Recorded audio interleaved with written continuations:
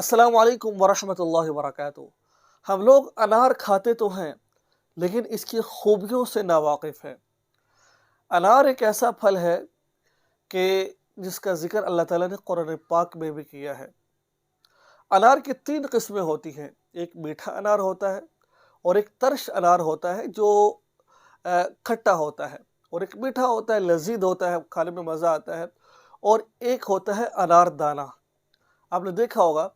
आज मैं इन तीनों चीज़ों के बारे में, मीठा अनार और तर्श अनार और अनार दाना, इन तीनों का इस्तेमाल आपको बताऊंगा, और जो अनार का छिलका होता है उससे आप कैसे फ़ायदा हासिल कर सकते हैं। ये तमाम की तमाम बातें इंशाअल्लाह इस एक वीडियो में आपके सामने अर्ज़ करूंगा और तफसील के साथ अर्ज़ करूंगा। एक एक बात आपको समझाऊंगा, अपने ध्यान से बात को समाअत फरमाना है। आइए चलते हैं। नंबर 1, जो शीरी अनार होता है, जो मीठा अनार होता है, उसका फ़ायदा क्या होता है? उसका फ़ायदा ये होता है कि अनार खून पैदा करता है और जिगर को तक़वियत देता है। इसके खाने से खून की कमी दूर होती है और जिगर जौन-सा होता है वो ताकतवर होता है। जब जिगर ताकतवर होता है तो वो फिर खून बनाता है, और जब खून बनता है तो आप समझ सकते हैं इंसान में ताकत आती है। शीरी अनार के छिलके को खुश्क करके तवे पर भून लें और इसका जोशाना तैयार करके पुरानी खाँसी वाले को इस्तेमाल कराएँ तो इसके लिए निहायत ही मुफ़ीद है।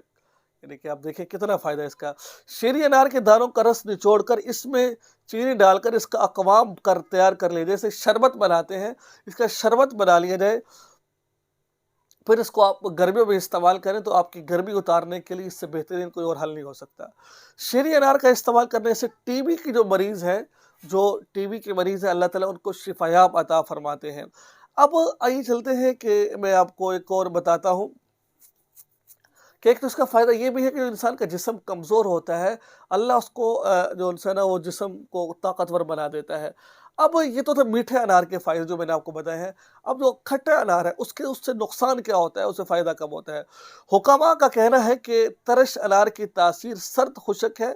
तासीर के एतबार तरश अनार दिल की तक़वियत के अलावा जिगर की इस्लाह भी करता है।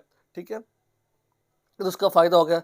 नंबर 1, तर्श अनार इस्तेमाल करने से खून की जो शिद्दत और जोश कम हो जाता है, यानी कि उसमें जो कमी आती है। ठीक है? तर्श अनार के इस्तेमाल से कब्ज़ पैदा हो जाती है, इसलिए इसे दस्तों के दौरान इस्तेमाल करना आराम देता है, ख़ास तौर पर ऐसे दस्त जिनसे जलन महसूस होती हो। जिस इंसान को दस्त होते हैं, बार बार पेशाब पखाना आ रहा है, उस वक़्त इसको इस्तेमाल किया जाए। तर्श जो खट्टा अनार है उससे फ़ायदा होता है। तर्श अनार का रस मादे आंतों को ताकत देने और ग़ज़ा को हज़म करने वाले अद्वियात में इस्तेमाल किया जाता है। आपने देखा होगा कि वो अद्वियात जो मादे के लिए इस्तेमाल होती हैं, हज़म के लिए इस्तेमाल होती है, उनमें इसका रस इस्तेमाल किया जाता है ताकि इसका फ़ायदा हो। अगर इसको खा लिया जाए तो इससे बहुत फ़ायदा होता है। अच्छा, एक और जो मैंने आपको बताया था अनार, जिसको अनार दाना कहते हैं, इसमें ये मीठा भी होता है और साथ-साथ ये देखा जाए तो ये तर्श भी होता है, खट्टा-मीठा होता है। आप दुकान से जाएँ आपको पुड़िया मिल जाती है अनारदाने की। अब इसका फ़ायदा क्या है? अनारदाना निज़ाम हज़म को तक़वियत देता है, जिससे भूख की कमी शिकायत दूर हो जाती है। जिसको भूख कम लगती है वो इसको खाए तो इंशाअल्लाह फ़ायदा होगा।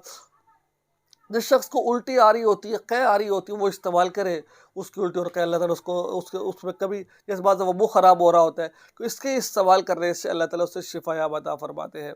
अच्छा,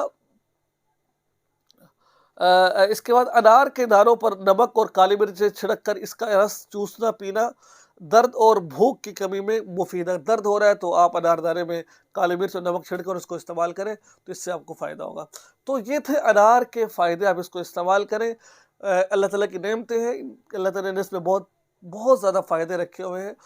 बाज़ दवाइयों में भी ये चीज़ें इस्तेमाल होती है, बनाने में, कुश्ते बनाने में, हर चीज़ में। अगर इंसान उसको खुद खा लिया जाए तो इंसान को कितना फ़ायदा होता है।